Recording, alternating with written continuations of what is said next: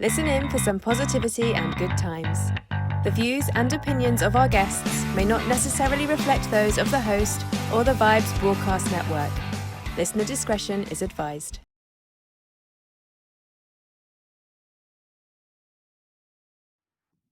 Welcome, everyone, to another episode of Listen to the Vibes. And we have here Mr. Eric Brundage, and we're going to learn a little bit about him and about what he does. So let's get into the conversation. Well, I'll have to say my name's Eric Brundage, or I go by AKA The Life and Times of Eric. I have a podcast, and on my podcast, I discuss actionable tips that people can use daily to go after their entrepreneurship dreams or to go after their career goals that they want. So every week, we have different segments that help you with that. Like on Monday, we have Motivation Mondays. We discuss different topics like how to deal with your coworkers, how to deal with your employees. On Wednesdays, we have What to Do Wednesdays, where we discuss different books, different people you should know about, and you should become acclimated with. We like I use the example like Malcolm Gladwell's The Outliers book. You know, knowing how many hours you need to be for your profession to be an expert. And on Friday, we have Free Knowledge Fridays. And on Free Knowledge Fridays, I discuss different questions that people have emailed me, DM'd, and sent in, and I lead them in the right direction to helping them out whatever question they have. So sum all that up together, it encompasses the life and times of Eric, and it's all about actionable tips that you can have after each episode to go off to your dream. Not something that take 5 years from now, but right now, because God forbid you might not be alive 5 years from now. So you could take the tips today and use it to change your life for next week and the week on, and move forward for the next 30, 60, and 90 days. Well, that's what I need then. Hey, I tell you what, tomorrow is never promised because, yes. I'm 51 years old. At age 36, I had a heart attack. I almost was not here. So you never know. Yeah, you're right. You never know. You just don't know when you could be here 1 minute and just gone the next. So you definitely got to make sure you cherish each day and definitely be every day want to get better and better to go after your goals. And also I've learned that you have to help other people in order to help yourself. Yeah. About that. And I don't mean to keep talking about myself, but I messaged someone the other day that I'd had on my show, and I just happened to be watching the video that I had done with them. And anyway, his words were very encouraging, and I kind of got out of my slump. And so I messaged him. I said, look, I just happened to be watching our interview. Mm-hmm. Your words resonated with me. Thank you. And he said, you know what you need to do? You need to go out and do something for somebody else. And then you'll do a lot better. Like, you know what? That makes sense. Yeah. So what you're doing, you're really helping a lot of people. Yes, that's the main goal. That's the main goal, because I feel like a lot of times from talking to people, whether it be from past work experiences at work or wherever, a lot of times people don't realize that they have the ability and the experience job-wise and skill-wise to go after what they want in life. And a lot of times we have to get those blockers out of our mind and realize that we have it and we just got to apply it. Because random, like I use an example. I had a conversation with a young lady, and I always use this one because it always stems from she worked at a bank, and I told her about my podcast, and I always use this example because it's true. And she wanted to own her own bakery, and she was like, but I know nothing about baking. I just know how to bake. I don't know how to run any books. I don't know how to talk to people. I don't know any of that. And I was like, but you work at a bank. And she was like, what do you mean? What? I just work at it. I'm just a teller. That's it. I was like, no, you know about overhead. You know about how the process of getting a loan if you need one. You know that in a bank, you know everybody in the community. I said, how many people in here come in here that you know that work for city councilmen, that work for the federal jobs in here? She was like, I didn't think about that. I know the mayor, he comes in here all the time. I was like, people, you just don't realize that the capacity that you're in, you just think it's not good enough to go into that other field because it's baking or it's something really different than what you're used to doing. But if you take the same skills and the same networking that you have and you take it over there, it's the same thing. Only difference is you just got to believe that it could happen, or you just got to have the mindset like, I can make this happen. But a lot of times we don't have that mindset, and I've been there before because we've never seen other people around us do it, make the jump. A lot of people switch careers and they don't successfully do it, or they end up having a nervous breakdown. So a lot of times you might think that's going to happen to you. So, it's a mind type of thing. So what made you start doing this? I would have to say it's been a long time coming because I've been doing my podcast since like 2015, but it hasn't been consistent. And it's been off and on, off and on. And I tell anybody that's watching, be consistent in whatever you're doing. So if you really want to be successful, be consistent, because if I was, I could have been a lot bigger than what it is now. But, it's a learning. I had to work through those kinks. And the other thing is, don't ever be afraid to pivot, because when I first started my podcast, it was just kind of all over the place. First season 1 and 2 were all over the place. One episode I would discuss being motivated, going after your goals, and then the next episode I would discuss, do you like to recycle? It was just all over the place, So so I think around season 3, I'm finally able to tone in and niche down and figure out like what I'm good at speaking about. And listening to those other episodes, they all deal with what I'm talking about now. So now it's kind of honed in to knowing that I could give you the good tips, good advice, good wisdom, good stories, that help you to go after your, your entrepreneurship dreams or your jobs, your job dreams. And I say both because everybody doesn't want to be an entrepreneur. Some people are happy working their careers and they just want to move up the ladder, be CEO, CMO, or whatever. So I always say that in a sense because everybody just doesn't want to be their own boss, and which is nothing wrong with that. But it all started from wanting to get it out, wanting to experience, wanting to share my knowledge and my abilities and all the things that I've experienced going over times, all the different startup jobs that I've gotten from just networking with different people, and all the opportunities I've gotten from just out there, just putting myself in the right space and having the right mindset. So that started in 15 and it's just been going on since then. Oh, okay. Well, see, you just answered my next questions, because I was going to say, well, if people were to come up to you and say, well, what makes you so qualified to tell me about this? And I think you kind of answered. Do you want to elaborate a little bit more? Or yeah, I can elaborate more. So so I've worked at 3 Fortune 500 companies and 4 different startups. And when I got those positions, a lot of times I didn't have the experience, but what happened was I still applied. I was able to get around the right people who were able to help me change my resume up. And then when I went into the interviews, I spoke like I already knew what the position was. I knew what they asked for. And then when it came to the startup world, a lot of times when you want to get your foot in the door. So I opted to take a job or a position that was way lower just to get my foot in the door. And then from there, it allowed me to catapult higher and move around wherever I want because I had the experience. So a lot of times we don't think, all right, this is just short term for the long term goal. A lot of times we like, I want to get this, I want to get that. And it's not always about the now, it's about the long term where you see things.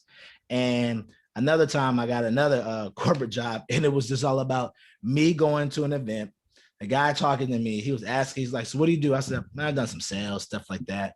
Oh, you done sales? He's like, well, I work for so-and-so. I was like, what do you do? I said, you know what you need to do? You guys need to improve X, Y, Z. I started telling them all the things they should improve on and around their area.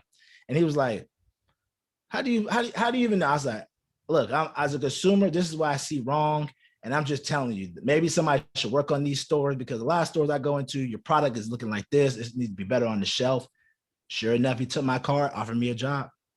And it was all about the simple fact of being able to speak up, say something, give my advice in a professional type of way, and have someone understand like, hey, people always want to hear a solution, not just, can I have a job? Can I have a job? But if you have a solution to it, or if you bring something to the table and showing them why you want the job, then people will be willing to give you a job. It's all about putting yourself in that space. do you have anyone in particular that is maybe taking you under their wing to kind of show you the ropes, or you just attribute that to a whole lot of different people, or just things you picked up on? I would, to be perfectly honest, a whole bunch of different people, because that's one thing I always kind of wish I had gotten, like a solid mentor. I feel like if I had gotten a solid mentor, then my career path probably wouldn't have been all over the place, from like sales to back development type of things, and to working in the field, doing field marketing, to doing indoor, outdoors type of sales, doing software. It was just all over the place. And I feel like all that was because I didn't have a mentor and I was kind of figuring it out on my own, which at the same time, it makes it good. And now, because when I go on my podcast and I explain to people, I can give you the raw emotional feel of how I felt applying for jobs, getting in there, realizing this isn't what I thought it was, realizing like this is just a waste of time, realizing like, hey, this is the emotion you're gonna feel when you go to an interview and they give you the STAR exam, and they tell you how can you explain what you could do, and then they tell you, hey, you're a great candidate, but we went with somebody that had more experience, and then you're like, hey, the rent's due in 3 or 4 weeks. What am I going to do? Not losing the faith, understanding like, different situations like that. So it all comes out in the podcast. And yeah, I tell people like, hey, if you can get you a mentor, get one in your field, because the mentor will save you a lot of time. It's almost like picking up a book. That's why a lot of times when I hear people say they don't like to read books or audio books, I'm like, because it's expensive. I'm like, $15, if it could save you from making 3 or 4 years of mistakes, pay the $15. So if I could have paid for a mentor, I wish I would have. Yeah, I mean, if I would have known like I know now, they have a thing called SCORE, and SCORE is like in every neighborhood or every city. And what it is like a entrepreneur, a business person. And even if you're not starting your own business, you could talk to them about mentorship, and they'll help you around the careers that you want to be in, and just kind of guide you and talk to you about what they've done. And if you're interested in it, they'll just talk to you. And it's like a free mentorship. So if I had known about SCORE back then, I definitely would have reached out to them. So, things like that I've learned over time, and, stumbled upon these things from going to different events, going to different meetups and things like that. So. Well, let me ask you something else. From the time you started doing this to the world we're living in now, where most everything's virtual, like my wife, I mean, her job is thinking about just going strictly from home, virtual. Yeah. Has things changed as far as your advice? Well, I would say my advice would be it would be the same, because everything's going virtual, but slowly, depending on where you are, like I'm in Texas, and Texas is just pretty much out open. It's like they want to be outside, and that's what it is. And a lot of places want to be outside. So even though some are going virtual, you got to have a balance of being able to do virtual and also doing it in person, because the in-person events are coming back. Don't know when for good, but they want to come back, and slowly people do want to come back, because it's all about that interaction with people. And me personally, I'd rather have something in person than do virtual, because if you talk to me in person, then when I'm speaking to you and relaying the message, you can feel the energy that comes from me. And on the screen, you could probably still feel it, but it's a little different. If you could see me, you can get up close, we can have a conversation, you can look into my eyes and see the seriousness about how I am with helping people and where I'm coming from, and things like that. So I always make sure, like on my podcast, the advice I give is like, hey, be able to do both, because you never know how they're going to be able to take the information. And you might have coworkers that are doing virtual. So how can you talk to them if they're doing virtual? Being able to understand, being able to over explain yourself, because a lot of times you're not in a coworker or an employee's mind. So you want to over communicate what you need from them. And then if they're in person, you can easily over communicate in person as well too. So I think it's a balance depending on where you are in your state and how it's opening up. But at the end of the day, over communicating everything you do, whoever you're working with. So yeah. Okay, I'm going to break a quote unquote character right here. So you're a Texas boy. You must recognize the flag in the background. Yeah, is that Whataburger? Yeah, buddy. You better believe it. That's my home away from home.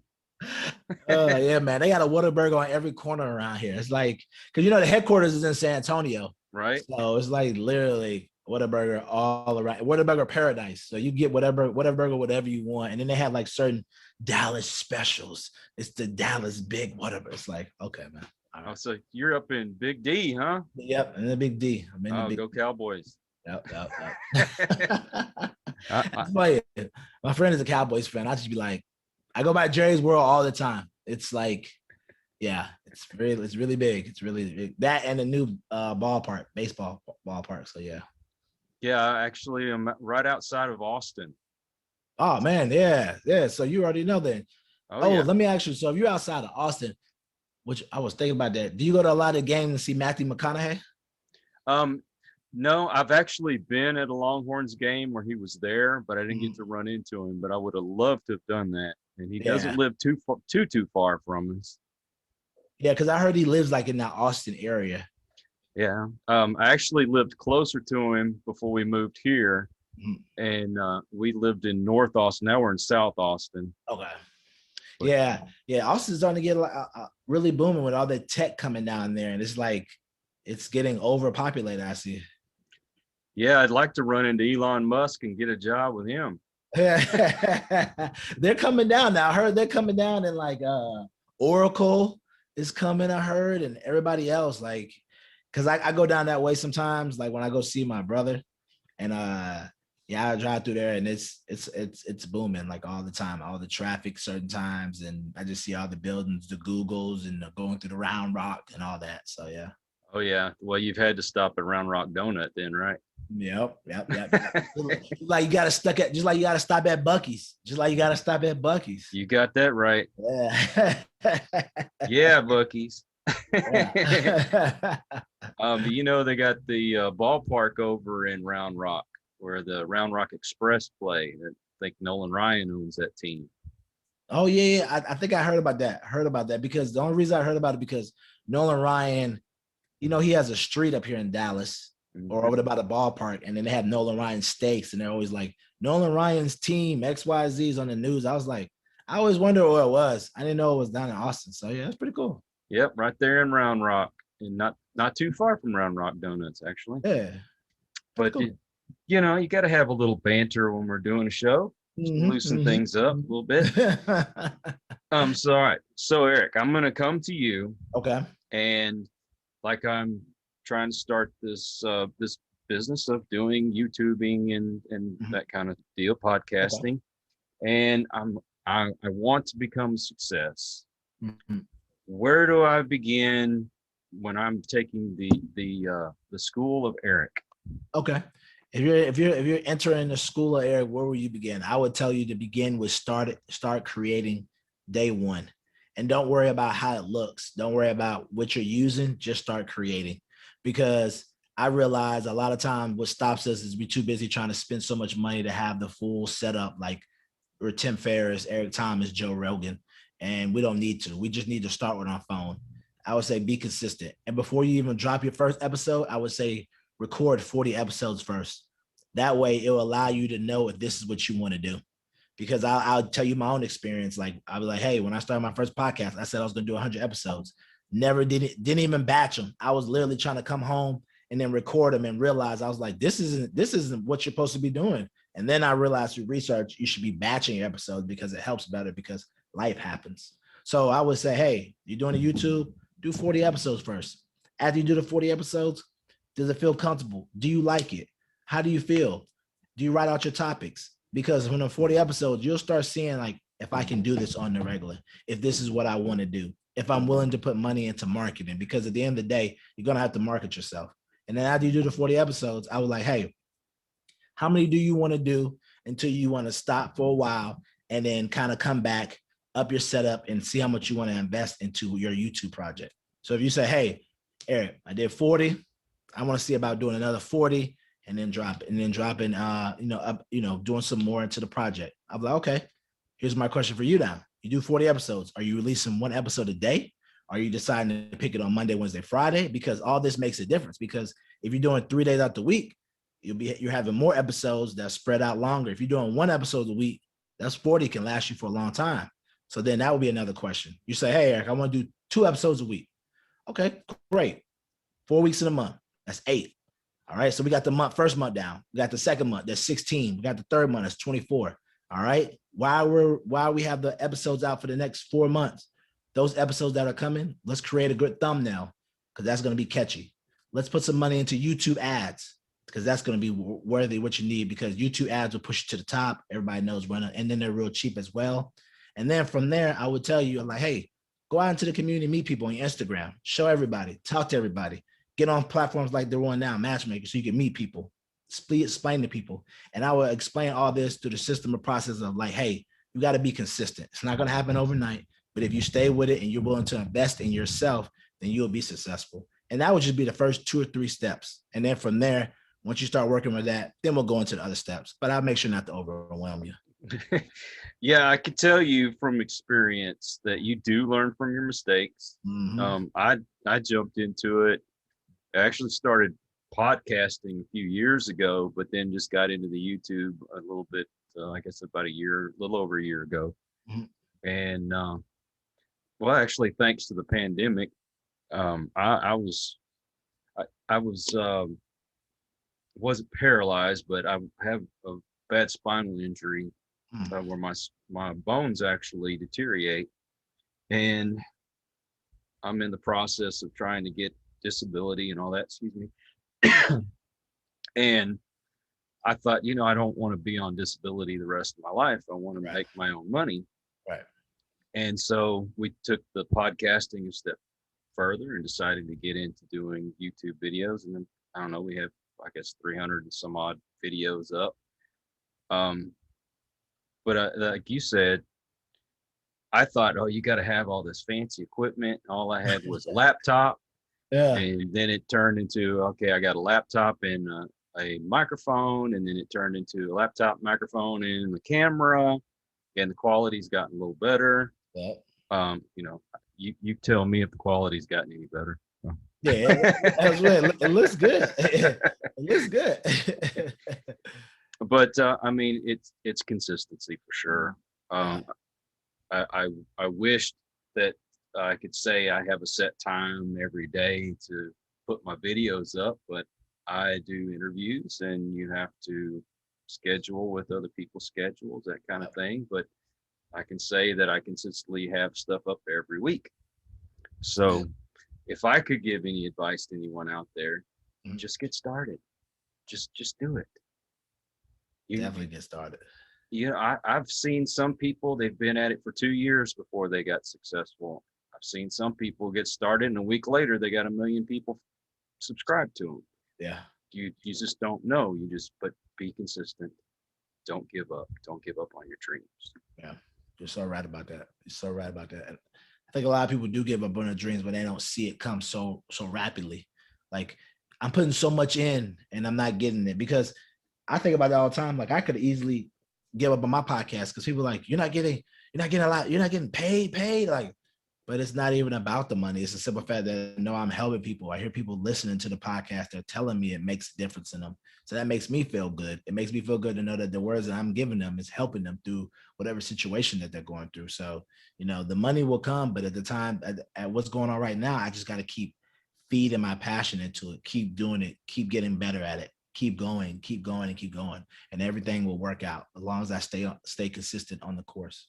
You do bring up a good point, because if you're going to get into this, I'm going to tell you right now, if your goal is just to make money, then don't even start. Don't start. Just give it up right now, because you will get frustrated. You will give up, because believe me, you can put out the best videos in the world. Yep. And it may take 2-3 years before you start seeing any money. But if you're out there for yourself, or you want to help other people, or just entertain people, then do it. Yeah. And then you will get rewarded. Yep. I think I don't know who said it, but it's like the more people you help, the more successful and more wealthier you'll be. The more people you're able to help and help them whatever problem they have. That's why a lot of people that are billionaires are millionaires. They're solving a problem and helping people with their problem. So in return, people have to come to them and they want to be around that, regardless if, whatever, I don't know how people's mindset is or how you feel like, but they're solving a problem.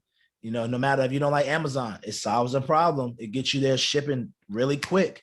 Elon, same way, he solves a problem, whoever it may be, they're solving problems, like how they're doing it. Even the guy who had the pet rock and that did $1 million in sales, it solved the problem. You like the novelty item? I got it. I solved the problem. You bought it? There it is. So yeah. I'm dating myself. I still remember seeing those in the store when I was a kid. It was the pet rock. You see it on the QVC channel, the pet rock, the Snuggie. You'd be like, the Snuggie, that's like that was pajamas, like in a pet rock. Like, come on, no one's buying that. Yes, they were buying the pet rock. Like, I still remember the guy sold instructions on how to take care of your pet rock, and people were buying those too. People were buying those too. I just remember seeing them all on the QVC and the Home Shopping Network, just running up the score. I was like, oh no, we're selling so many. I was like, It's a rock. But I was like, somebody got to be creative to sell it. Or the person that has the little worm ring that goes into your pool and people just jump on it and play with it. They sold a lot of those. That solved the problem with kids wanting to play with that. But it just goes to show you that there's problems out there to be solved. So if you could solve them and not think about the money in the moment, then everything will work out, and then your passion will allow you to get the money. And then even if it's not your passion, just whatever you like doing at the time, you're willing to endure it, you'll get to where you got to be with your success and your money. Oh yeah. As they say, if you enjoy what you're doing, you'll never work a day in your life. Never work a day in your life. Never work a day in your life. I definitely do believe that. That's why a lot of people who are podcasting, they stay with it because it's enjoyable. I enjoy talking to people. I enjoy talking, and I enjoy like going back and forth, having banter and just, being always, learning, because a lot of people know more than I do. And I always learn from when I have conversations with them. So, it's all about getting better and better every day. And, and the end result, I'm only filling my cup up even better, so that when after talking to you, Kyle, I'll go talk to my audience and be like, well, I learned this talking to Kyle, and then this and that. They'd be like, wow. But I wouldn't know that if I hadn't talked to you. And I think, and you probably could agree with this, a lot of times we limit ourselves from being better because we don't want to have conversations with people because we feel like, what can they teach me? And you're like, everybody can learn something no matter what. You can learn something from your 5-year-old nephew. I know I learn something from my niece all the time, just little stuff. And it could just be about being happy, changing your mindset, always understanding who you are, whatever it may be. Kids can tell you whatever. So Oh, I tell you what, like you said, you talk to people. I meet people all over the place and learn new things all the time. I mean, I've met people from California and New Jersey and all this, and then I'll say, I don't know what I'm doing wrong, and they'll say, okay, well, try this. yeah. Or I've been on Instagram for years, trying to push my stuff out there, and I'm like, why is nobody paying attention? Why is nobody engaging? And they're like, oh, well, you need these hashtags. And I'm like, I always wondered what the heck those things were. So that's what it does. That's what it is. I thought they were just adding stuff under the messages for no reason. It's like, what is this pound, love? And I'm like, what? So, that's one thing. And then, so I put, 3 or 4, and they're like, no, you need X amount in here, and you need this, need to make sure that there's only so many people following this. And I don't understand algorithms and all that stuff, but I take your word for it. So, and it's helped. Yeah, it definitely does help. Trust me. I'm definitely one of those firm believer on the hashtag movements, because I've used hashtags and I've seen how they work. And even though Instagram, I feel like, has went strictly to all just showing you ads all the time, I definitely feel like it's like, I remember at that time where it would just be like, you could post something to be like, man, I'm getting great engagement. Now it's like, post something that's like, hey, do you want some new kind of deodorant? Where did this come from? Like, I don't even want that. Like, what did you get at? Like, but, oh man, like, but I guess that's just the way of, the Mark Zuckerberg way, turn everything into ads or whatever. So, but I definitely feel like hashtags work, because I get a lot of people that don't even know, they'll check out something, they'll come from a hashtag. And I think it's hashtag, and I think it's a lot of shout outs on other bigger pages just kind of shouting you out and sending the people that you may have not known about or don't know about you to come to your page. And I've seen that work for a lot of people. Like, I've literally seen people start their podcast, like you said, a year ago, and all of a sudden do that a lot. And then next, I see them now, they got like 15,000 followers and things like that. So, I mean, I think at the end of the day, like, you made a great point where you're like, just getting out there and be like, what's working, what's not working, trying it. And that's what it's all about, investing in yourself. And when you invest in yourself, you'll see a return. Might not be today, might not be tomorrow, but you'll see a return. And like I tell people all the time, today is your day. Might not be today, might not be tomorrow, but today, one of these days will be your day. And when it's your day, you've already been ready for it. So it'll be your day. Oh, and if you try to find something in common with someone else, or just talking about the things that you like, and you can engage with someone that has those same things in common, and you help that person. And sometimes you don't always see the results, but every once in a while, I'll get a message from someone saying, "Thank you for that. I needed that. I was just ready to give up, and then I heard your message, and now I'm encouraged. I want to, even if that was the only person that I was meant to help in this life, I've done it." Yep, you definitely did it, because you never know, that one person could take that message, and you don't know how they were and what situation they were. They could have been in a situation where they wanted to maybe end their life. Mhm. And then now you done pretty much gave them a whole complete 180. And now they realize the positivity of their life and how they want to turn it around. You just don't really know what your message could do. That's why it's the power. That's why words are powerful. Words are very powerful. They can either hurt or heal, Yep. and- Hurt or heal. or help. Or help. Or help. Or help. Or get you out of a sticky situation. Yeah. Or put you in one. Or put you in one. You were right about that. Or put you in one. Well, say you may not even get a message from somebody, but you could have helped somebody out there. That's why you don't give up too, because so we don't always see those fruits, Yeah, but they're out there. they're definitely out there. Definitely out there. Like, and it's always like, do you ever think it's crazy when you're posting about your podcast and like people don't really say nothing, and then you go out and about and people or you've run into, like, be like, "Hey man, I like your podcast, man. It's so cool." You be like, "Bro, you don't even be liking the post." They don't. You haven't seen them like it, but they be like, "Man, I like your podcast, man. It's so cool." You just be like, "See, it just goes to show you, people see it. They may not be liking, they may not leave a comment, but they see it. If you're consistent with it, they see it." So I've had that happen before, and I know it's probably happened to you. People they be like, "Oh, I enjoy your podcast, Kyle," or you just be like, "Man, I was so random. I was not expecting that." Well, another thing that I like about doing interviews is a lot of times I will meet people and they'll actually be friends. And I'm not talking just, hey, I talk to you on social media every once in a while, friends. I'm talking people I talk to on the phone, or we meet up, and those kind of things. I'll tell you I hate focusing in on myself, but sometimes I have to give examples. No, it's no problem. There's a band from the 60s. Mhm. They're called The Circle. They had a real famous song called Red Rubber Ball. And I reached out to one of the members and they got back to me. They all agreed to do an interview. That's I cool. was so excited about doing the interview, Yeah. and anyway, did the interview. The guys got together, made a screenshot of our interview, and they all signed it, sent it to me. The guy that started the band wrote me a nice letter. And so I'm like, you know what? I need to email them and tell them thank you for doing this. And the most rewarding thing I got out of it was not the photo or even the letter. It was the fact they said that they themselves and their fans all said that was one of their most favorite interviews, like one of the best ones they'd ever done. Oh man. And that touches your heart, because I've accomplished something. Even though 100,000 people aren't watching the video, that's all that matters. That's all that matters, because you accomplished something. Because you got to think about it, like all the interviews they've done, all the interviews, and out of everyone, yours is the best.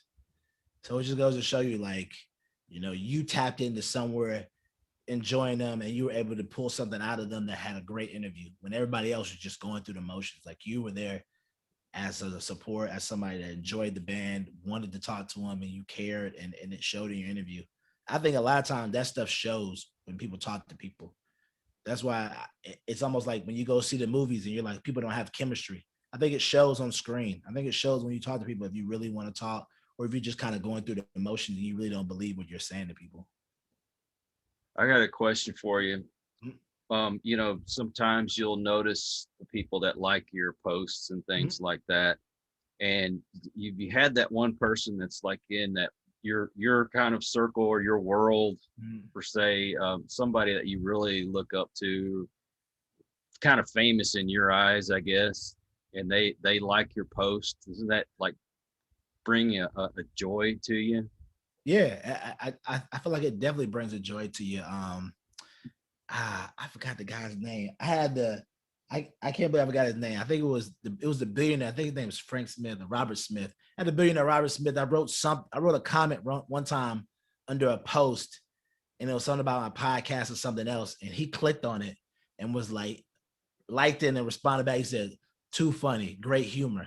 And I was just like, man, the billionaire saw me. I was like, man,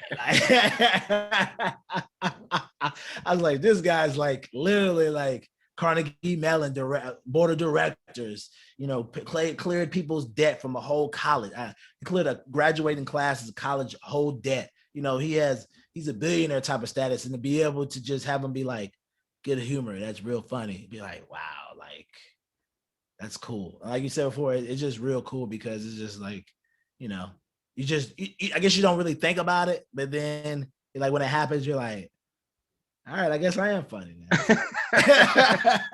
Well, my advice to anyone out there on social media, don't make social media your world. Yeah, definitely don't. Please don't. Please do not. I'll be the first one to admit I got rid of my Twitter because people are just getting ugly on there.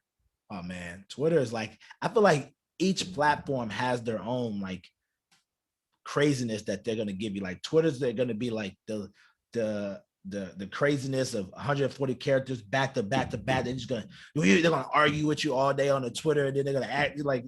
Then Instagram has another craziness of people pretend to live lives that they're not really living. Mm-hmm. And then Facebook has another craziness of just, I don't like so-and-so, and they want to post everything they're doing. Like you said before, please don't live your life on social media, because at the end of the day, it will make you sick. It can make you depressed. It can make you feel like you're not doing enough in your life when you already are doing enough. So don't worry about nobody else. Just focus on your race and run your race. That's why I would tell everybody when they ask me, just focus on your race and run your race, because I do that all the time. Because it's easy to look at someone and be like, their podcast got so-and-so followers and they got this and why am I? But then I have to be like, they're a different race than what I'm running. I just got to focus on just doing what I'm doing, and everything will come together. So, yeah, don't sit there and worry about the numbers and how many people are liking your posts and stuff. I mean, yeah, when somebody that you admire likes one of your posts, that it brings some joy to your life, but don't make that your whole focus. Yeah, because I mean, you could definitely lose yourself in that world. And most of those people aren't even real anyway. They're looking to take somebody down because their own lives are miserable. Yep.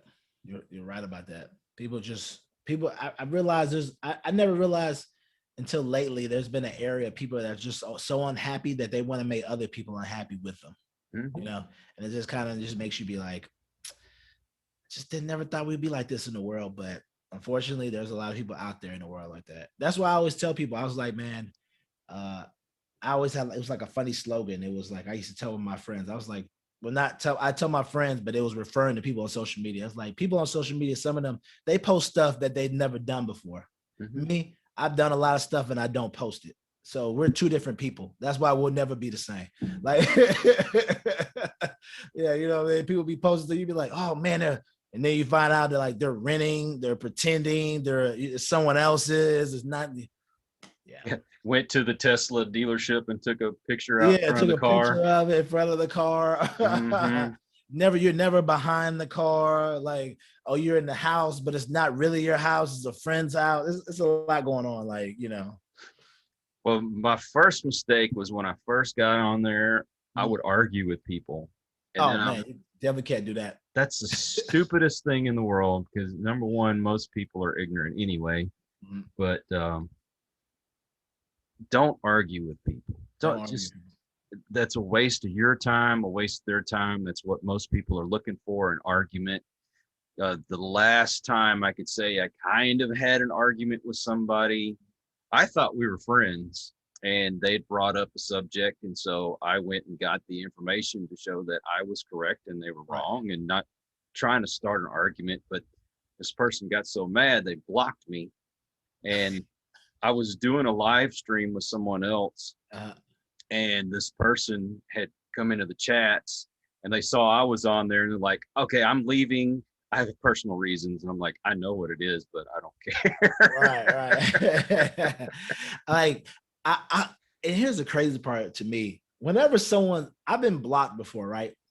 And I always told myself, if someone blocks me, that's on a whole nother level of you being bothered by me, because there's people that I follow that may bother me or I might not, but I'm never going to block them, because I think mentally, this is just me. I won't block them because I never want nobody to ever think they have power over me to the point where I just get so aggravated with them. I have to block them. No, no one will ever have that much power over me, even if I don't like you. Like, I could literally be following somebody I don't like, and I would never block them, because in my mind, I like, you don't have no power over me. I have power over you, because I feel that's just my opinion. Some people might watch and be like, that's not true, Eric. I block them because I don't care about what they're doing and I don't want to see them. Well, if you don't want to see them, won't you unfollow them? Because you'll know when you've been blocked, because you'll go to their page and you can't see them. You can't see anything they're doing, so they're blocking you. So why don't you just unfollow them? Well, it doesn't matter, Eric. I've had this debate with people. This is how they sound when I tell them. So but that's just my opinion. Like, I'm never gonna block anybody, because I just feel like no one should ever have that much power over you, because I feel like some people that they block, they're just so angry, or they're holding on something towards you or whatever, instead of just letting it go. So that's just my opinion. So if you're watching, everybody, it's my opinion. Yeah. And also, if somebody makes a comment, instead of getting upset, just say thank you for your opinion and just move on. Yeah, just definitely move on. I've had that. I've had that before. I've gotten arguments with people, and then at some point, I had to realize, like, when people say stuff I don't agree with or voice my opinion, like, that's what wrong. I was like, hey, man, we're all entitled to our opinions. I was just giving my opinion. It is what it is. I leave it there. Or I'll hit an emoji laugh and be like, okay, if you say so. And you gotta let it go, because a lot of these people on the computer in this day and age, they're keyboard warriors. Everybody's, a tough guy. They're keyboard warriors. I've realized there's a lot of keyboard warriors out there. They'll get into arguments with you, and you're just like, okay, then, man, what's your point? What happens after this? Like, you're angry. You're gonna do what? Like, you're mad because I told you that you were wrong, but it is what it is. And I don't understand, why do people think you have to agree on everything all the time? That's not how civilization is. Thank you. That's not everybody. See, here's the problem that I have with people and opinions. People get mad when other people have opinions. That's not a problem to me. Everybody is able to have their own opinions, That's right. And it's cool. The problem that happens is when people want to fight over their different opinions, and people want to argue and yell and get mad at you. It's like, you're not allowed to have your own opinion. Like, if my opinion is different from your opinion and it's not hurting anybody, what's the difference? Okay, if my opinion is different from your opinion, all right, no matter what you're saying, it could be wrong. My opinion could be wrong, but there's different ways to explain why you feel like it's wrong, instead of, you suck, I hate you, you know what you're talking about. Like, oh, that doesn't help the situation. So Shoot, if people were like that all the time, then nobody would be married.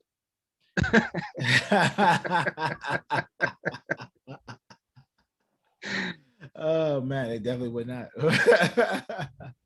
I'm gonna ask you another kind of personal opinion, or your thoughts on this, but what would you say makes you different from other people that give similar advice? I would have to say, what makes me different is because everybody has their own lane of a niche, in the sense where like the Eric Thomases, the Les Browns, the Jim Rohns, the Tony Robbins, they've all different in their own way, because Jim Rome dropped out of school. Tony Robbins did a little bit of school, but he got around millionaires, wrote his book. Eric Thomas ended up dropping out of school 12 years. Then he got his PhD. Les Brown, no school, no education. Eric, I went to school, got an MBA, got a master's in healthcare, worked at a Fortune 500 company, worked at different startups. And then I still experienced the trial and tribulations of figuring out where I'm going to go in my life, what I want to do. I've got the experience. I've done everything they told me to do, but you're still not happy. You're still figuring this out, but overall overcoming everything to give a good message. And then when I break it down like that, it's like, out of all them, none of them have that type of corporate experience. None of them have that type of education, but they're still successful in their own lanes. And that's what makes all of us different in our own abilities to be great, because they have their message and I have my message, but my message works in a crowd of who's coming through where I'm coming through. A millennial type of generation. They may be a little older, a little, younger or whatever it may be, but I'm a millennial generation. figuring out like, hey, we're not going to do 20 years at your job like the older generation may have. We might give you 2, 3, depending on what your benefits are looking like. And if I can get PTO whenever I want. If not, I'm gonna be looking at to show up. So that generation, and then on top of that, millennial generation, a lot of them still might be staying at home with their parents. A lot of them might not be having a regular job on their regular. So to be able to talk to them and gone through those situations and understand what they've gone through, it allows me to be able to tap into that base and understand who we are, what we are, and to know like, hey, I'm still part of the crowd. I'm just somebody that just wants to give you a message that can help you. Ain't nothing better than Generation X, though, man. Yeah. So a little bit more serious. What do you want your legacy to be when you're out of this world? I would have to say I want my legacy to be somebody that came.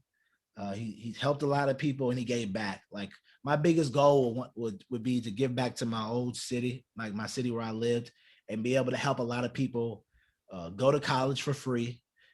If they don't want to go to college, go get a trade because, college isn't for everybody, but there's not a lot of trade programs. And if they want to do it, they may not be able to afford it. Being able to help people get a trade, teaching people how to code, and giving people the opportunity to get these type of jobs. Because the problem I realized, like in my old city of Biloxi in Mississippi, is that a lot of people don't have the accessibility, don't understand what's going on. But if you were able to train and put them and show them that it can be done, then people will get in line and want to do more with their lives instead of just being like, all right, school's not here, so I guess I'll just go work at the factory or work at a casino, and not knowing that they have options in life instead of just doing something that makes them unhappy.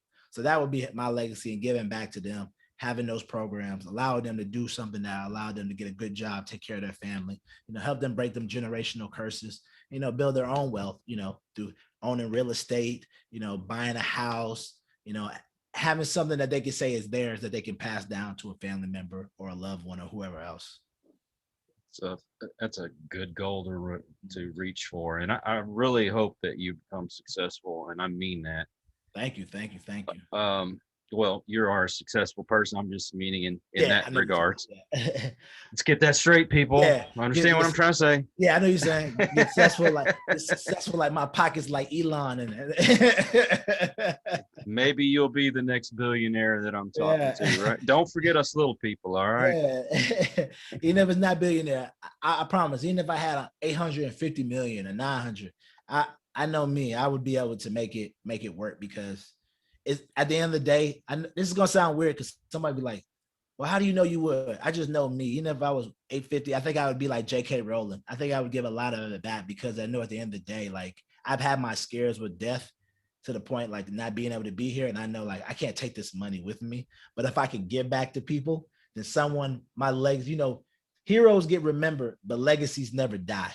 That's right. So you when you have that type of mindset, that's the mindset I have. Like heroes always remember, but legacies never die. There's still legacies from our old high school that people always still talk about 20 years from now, or people that you still know. Like we still talk about not Tesla, the other guy that originally I forgot his name. I think it was Tesla, but he Nikola Tesla.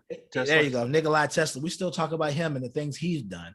Mm-hmm. We still talk about the Abraham Lincolns, Martin Luther King, the Malcolm X. We still talk about these people over years because their legacy was so great when they're Winston Churchill. They've done so much in their body of work that we still talk about them years later.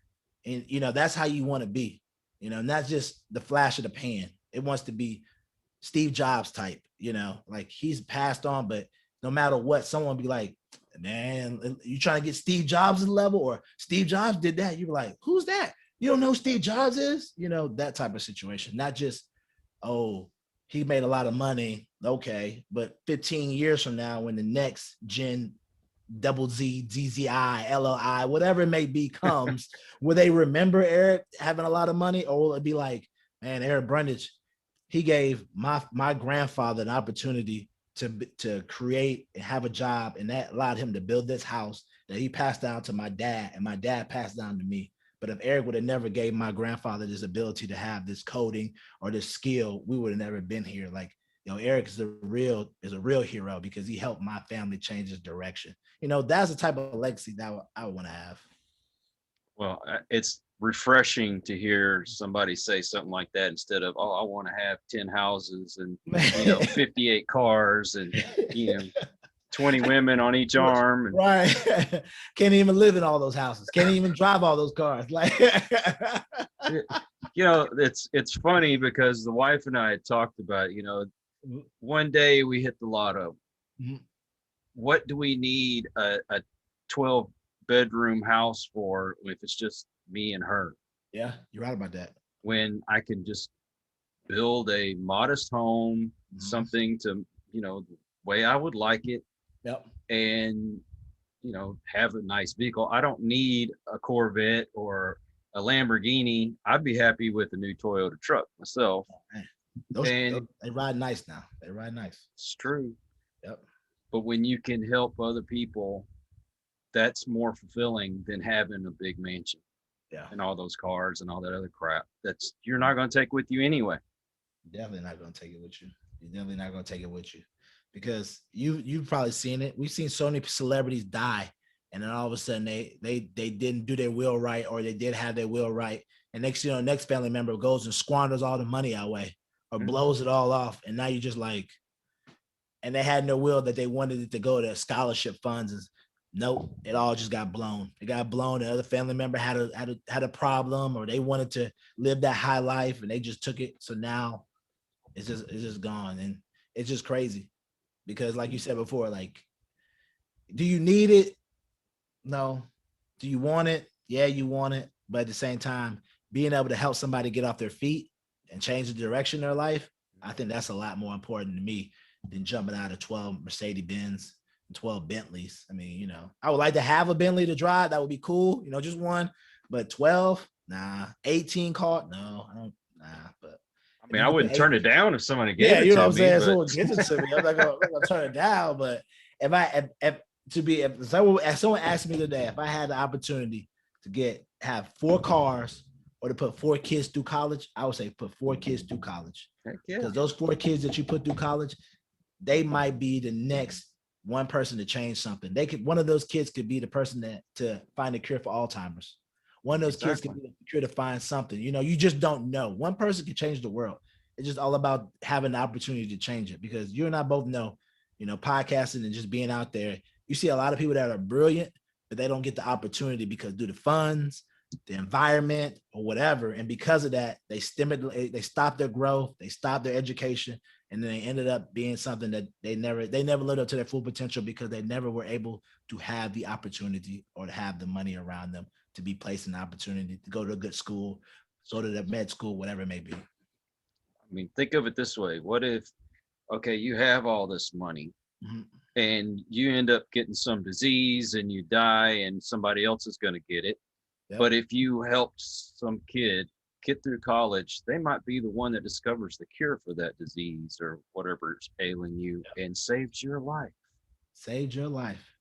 So you get to enjoy life a little bit longer. Yeah. You're right about that. You're so right about that. Cause I think after what happened to Steve Jobs, it kind of just shows you, man, wealth can't buy health.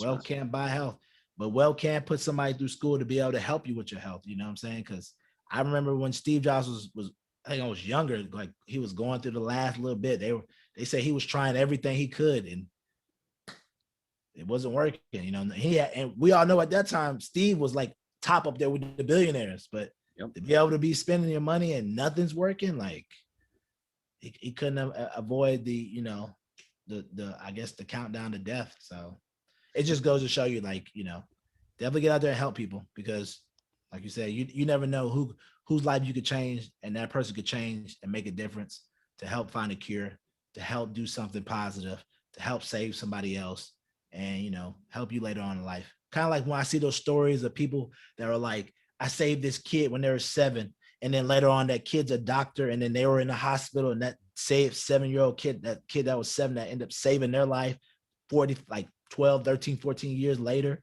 And it's just like crazy how like the world of 300, what's it called?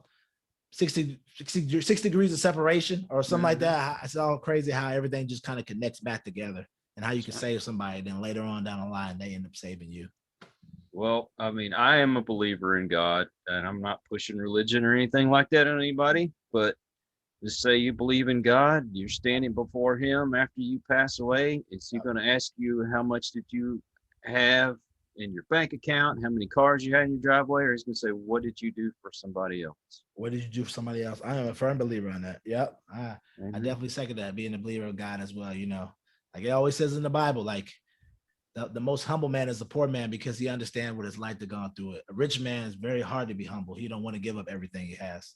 So, I've seen like different scriptures that talk about that. Like I read, crazy that you said that, because I read a scripture like 2 days ago. He was asking the rich man, he was like, I've done everything. I've done everything you want, Jesus. Sell all your possessions to come follow me. He was like, ooh, I don't know about that one. And it was like, a poor man has a better opportunity than you because you don't want to give up your possessions. You're too tied to them. So, like you said before, your point, when you get in front of the Lord, what will he ask you? Who have you helped, or what possessions are you trying to keep in hoarder that you can't use in heaven? Well, you should really gauge your life by the people that are in your life and not by the things that you have. Yep. Yep. Okay. What's your social media, and where can people find you and listen to your podcast and all that? And please send me all links because I would like to add them to the description. Got you. Already, Kyle, would you? My social media is The Life and Times of Eric. It's TheLife, X, because I wanted to be cool, and then TIMESOFERIC. It's The Life and Times of Eric. That's my social media on Instagram, Facebook, same as well. You can find my podcast on Spotify. It's my name. The Life and Times of Eric is the name of my podcast on Spotify, Amazon, and Apple Music as well too. So Apple Podcasts as well too. So, and I also want to say, like I say all the time on my show, I tell everybody, keep living your life, because if you don't, your life is not going to live you. And what that means is, if you want the best out of life, if you want more in your life, life will give it to you if you're willing to go out there and get it. But if you're okay with being mediocre, if you're okay with letting life pass you by, life will give that to you. Life will only give you what you go out and get. Also, you want to stay the 3 B's, and that's bigger, better, and badder. Bigger, because everything you do, you want to be the biggest you can do. You want to think bigger. You always want to have the mindset that you could do more, because it allows you to stretch your mind and be the best that you can. Better, because every day you want to be a better person than you were yesterday, because allowing you to be better means you can help other people around here in the world. And badder, you want to be the most baddest person ever, because we all know that your character and your reputation speaks for you before you even get in the room. So the badder you are, letting everybody know that no matter what it is, you're always going to give 120%. You'll always be good in this world, because people want people that are going to be dedicated and always going to give their all, regardless of what the situation is. Thank you. I appreciate that. I really appreciate you being on the show, taking time out of your day. And I hope that y'all will follow him, go listen to his show. Like I say, please send me all the links so I can put them in the description. And please hang on. I'm going to close the show out, and I just want to talk to you for a few minutes. Okay. Thanks, everyone, for joining us. I can't tell you how much I appreciate your time, and I hope that we can help you in some aspect of your life. Please like, subscribe, comment. We need interaction from you. Let us know what we're doing right. Tell us what we're doing wrong. We want to be here for you in every way that we can. And until the next one, peace. We hope you enjoyed this episode of Listen to the Vibes. You can catch us on Buzzsprout or wherever you listen to your favourite podcasts, and on YouTube. Follow us on Facebook at The Vibes Broadcast Network and on Instagram at The Vibes Broadcast.